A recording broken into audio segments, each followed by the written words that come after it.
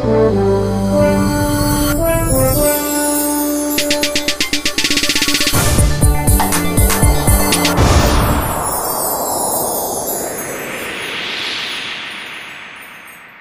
आवासीय नेपाली दिवस अर्थात् एनआरएन डे मनाउन पोखरामा भेला भएका प्रवासी नेपालीहरू दिवस मनाइरहँदा त्यही जम्मा भएका केही एनआरएनहरूले भने असन्तुष्टि जनाए। नेपालमा लगानी भित्र्याउने र ठूला ठूला परियोजनामा लगानी गर्ने गैर आवासीय नेपालीहरूको सधैँको योजना हुन्छ, तर यसपालि पोखरामा गरिएको कार्यक्रम भने फितलो नै थियो। विशेष गरी स्थानीय विकास र पर्यटन प्रवर्धनमा गैर आवासीय नेपालीको भूमिका विषयमा केन्द्रित गरी मनाइएको दिवसमा राजनीतिक कुरा नै बढी उठे। कार्यक्रममा सभामुख सुभाष नेमाङ र परराष्ट्र मन्त्री सुजाता कोइरालाको सहभागिता थियो। कार्यक्रम भइरहँदा एकजना गैर आवासीय नेपाली नायक रेस मरठा कार्यक्रम बहिष्कार गरी राजधानी फर्किए। उनी राजधानी फर्किनुको कारण रहेछ नेपाली मिडिया र चलचित्र क्षेत्रलाई गरिएको व्यवस्था। म मिडियामा लागेको हुनाले हाम्रो इन्भेस्टमेन्ट चाहिँ मिडियामा छ, त्यसले गर्दाखेरि मैले आफ्नो मिडिया क्षेत्रमा चाहिँ त्यति लगाव लागेको जस्तो चाहिँ लागेन।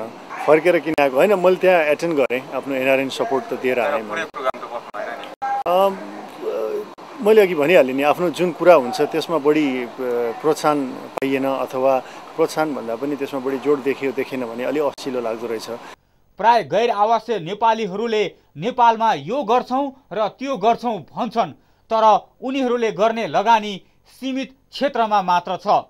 विदेशी पर्यटकहरूलाई नेपालमा आउने वातावरण बनाउने भनेकै सञ्चार माध्यम र नेपाली चलचित्र नै हो। नायक रेस मरठाले कार्यक्रममा सञ्चार माध्यम र चलचित्र क्षेत्रको बारेमा कुनै कुरा नउठाइएको भन्दै कार्यक्रम बहिष्कार गर्ने घोषणा गरे। त्यसमा अब एक्चुअली मेबी भिजन अलिकति त्यहाँ क्लियर नभएको पनि हुनसक्छ।